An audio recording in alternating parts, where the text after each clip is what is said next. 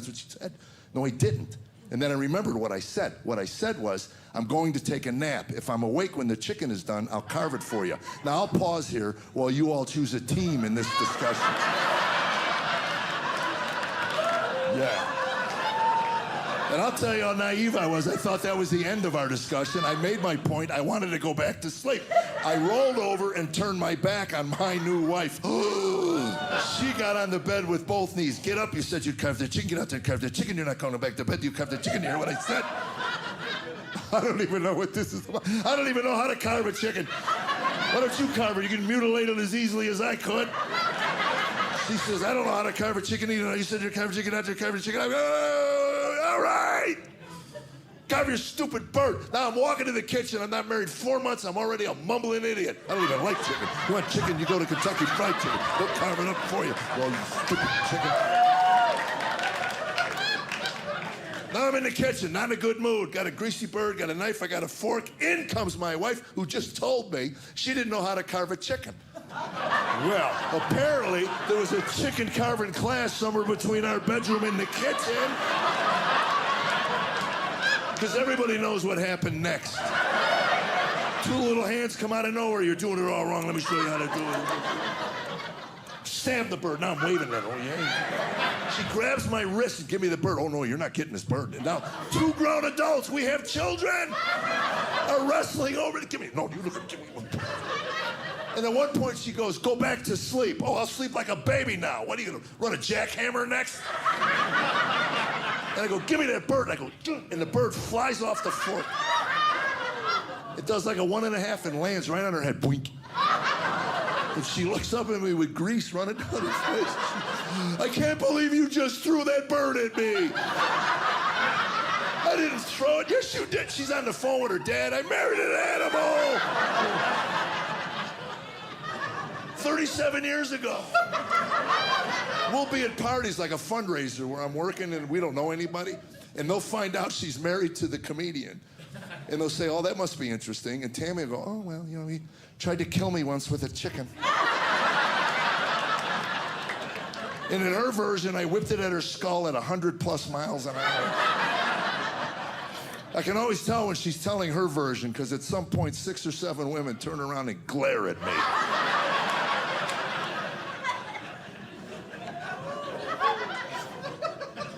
And now we're at a point in our marriage where she doesn't say anything. She just eye rolls and sighs. So when I say, what'd you say? She'll go, nothing. And technically, that's true. So I've learned to ask the right question, which is, what were you thinking about? Because that is what will give, that causes the eye roll and the sigh. She looks at me, has a thought, and goes, oh. So anyway, I walk out of the bedroom. This is months ago. Anyway, I walk out of the bedroom. She looks at me, and she goes, oh. And I go, what were you thinking about? She goes, nothing. I go, no, you were thinking. She goes, you really want to know? That, don't you love that? You really want to know? That's what I'm asking. Then she says, you want the truth? Oh, no, lie to me. You know? All right, I'll tell you the truth. Those pants, I can't stand them. And I go, you bought these for me for Christmas. And she says, yeah, I made a mistake. On the mannequin, they look good. On you, they look like clown pants. I'm telling you. And I said, these are my quilty pants. They're fleece pants. I love them. In the winter, I wear them all winter. She goes, I know you do, and I don't like them. I abhor them. And I said, I don't care. I'm wearing them, you know. So a week goes by, and we have garbage day, right? So I'm wheeling the cart down, and I remember I have trash in the trunk of my car. So I pull the truck out, trash, and I walk in the thing. I lift the lid, and I'm not kidding you. Buried under it, I see a pant leg. It's like a, and right? So I dig down there, I pull them out. It's my quilty pants. I go, and I run in, and she sees them. She goes, oh, no. And I go, yes! You threw out my quilty pants. And then it dawns on me, I've been missing clothes for years. And my wife has been gaslighting me for years. She would say, oh, you probably left them in a hotel room, you know. You know how forgetful you are. And I'm going, yeah, that's probably it. And then it hits me, I'm going, my tiger pants. She goes, I threw them out, I'm sorry. And then I look at her, I go, my MC Hammer pants. And she says, they were burned. I burned? You burned? She goes, no, you burned them. I just put them under the leaves. You did the rest.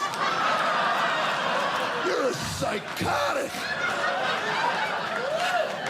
And now I got this coat. I bought this coat. She calls it a pawpaw coat. She says, don't wear it around me. It's an old man coat. I go, have you seen me? I'm an old man. She goes, don't wear it around. So now I got my eye on it. She doesn't know this, but I put an Apple tag in it. So at least now if I'm on the road, I'll get a notification that it's on its way to the dump. I can watch it on my phone. She's sick. Yeah. I mentioned we live in the country. We live rural Tennessee, and we've had issues about home security at our house. We have an alarm, but I told her at one point, let me back up. When I got married, my father, for a wedding gift, gave me a 12-gauge shotgun. I did that line in Alabama. It was like you could hear a pin drop, and they were all going, Okay. So anyway, when my father tells me in the next breath, he says, I recognized the shotgun because when I was a kid, my father hunted. He was a hunter, and I was the dog, basically, as a 9-year-old. They'd send me out ahead of everybody and flush out all the wildlife while lunatics fired 12 gauges over my head. And if that didn't kill me, the ride up would. He'd pack me in the car with 5 of his buddies after a night of drinking beer and eating hard-boiled eggs, so... Yeah, there was enough methane in that car to blow up a third world country, man. And by the way they reacted, it was nitrous oxide because they couldn't stop laughing at me. They were just, the boy's green, look at him,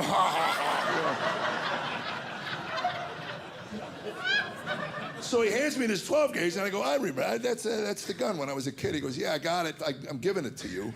And then he tells me the firing pins wore out on it. And I go, so he's giving me a broken gun. It had to be an afterthought. He goes, I got to give the kid something. Oh, I got this thing I want to give. So anyway, we have it in the closet. We move a couple times. And every time we move, Tammy pulls it out and says, what are you going to do? I said, my dad gave me that. It means something to me, so don't worry about it. So one night, we hear a crash in the basement. And we convince ourselves there's an intruder in the house. I don't know if anybody's been through this, but it's a frightening thing. And now I told Tammy, I'm going to go downstairs and confront whatever's down there because I don't want them up here with you and the kids. But if you hear me scream like a 6-year-old school child, please call 911. So now I got to take something down to protect myself. And I remember I have the 12 gauge, even though it's broken and there's no shells in it. I'm thinking, pretty good bluff in America. I mean, really, you point a 12 gauge at some guy cocking, what moron is going to go, I'll bet you that firing pin's wore out. And if he wrestled it away from me and pointed it at me, I could go, it doesn't work. And bunny hop my way to freedom. So I'm thinking win-win for me. Nobody's gonna get shot with my gun. So anyway, now I gotta sneak downstairs. I don't want him to hear me coming, so I'm sneaking down the stairs. Right? And I'm telling you, anybody's been through this. I'm a nervous wreck. I'm perspiring, and I'm halfway down the stairs. And this is how my brain works. I'm going, you got to look like Elmer Fudd coming down these stairs. Right? Made me laugh. So now I'm in the basement. I'm wiping my sweaty head, and I'm ready to flip the light on to surprise the intruder. Tammy yells from upstairs, all the way to the basement at the top of her lungs, Jeffrey, that gun is broken!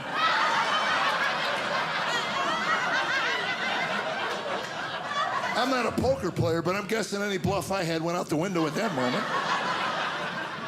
Point the gun at the guy. Would that be the broken gun, Jeff? Maybe? Are you feeling lucky today, punk?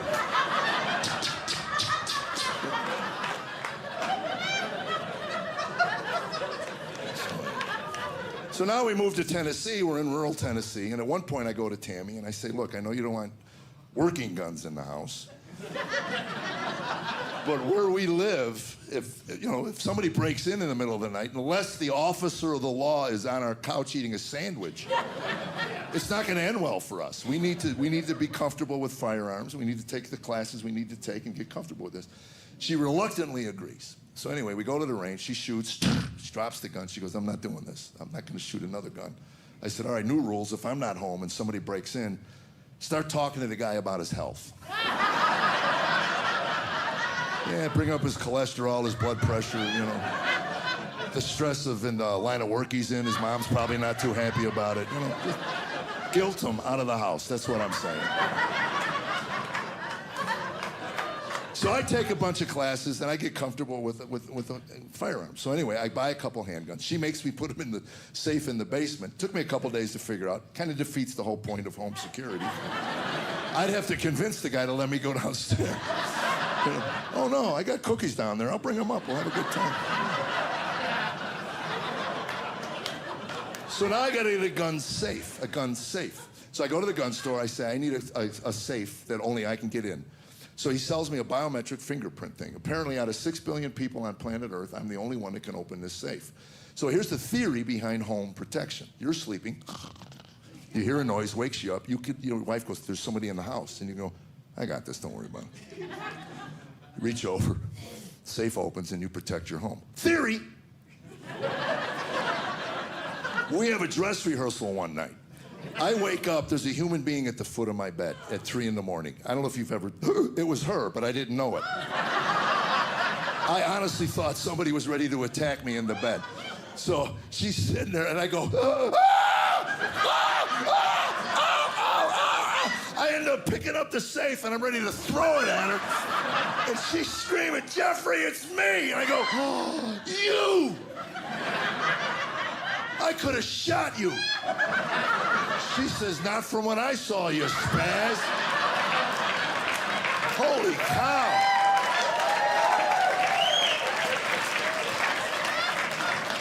You know what she was doing at 3 in the morning? She was doing yoga in the front of the bed because she's got this neuropathy thing and her calves were cramping up and she's doing downward dog yoga in front at 3 in the morning.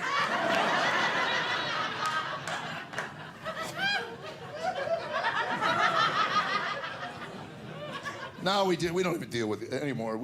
I have a noise uniform I put on if we hear noises in the night. That's her bathrobe and big fuzzy slippers. My theory is if there is a burglar, he'll look at me and go, I don't even want to confront the man that married you, lady. You know.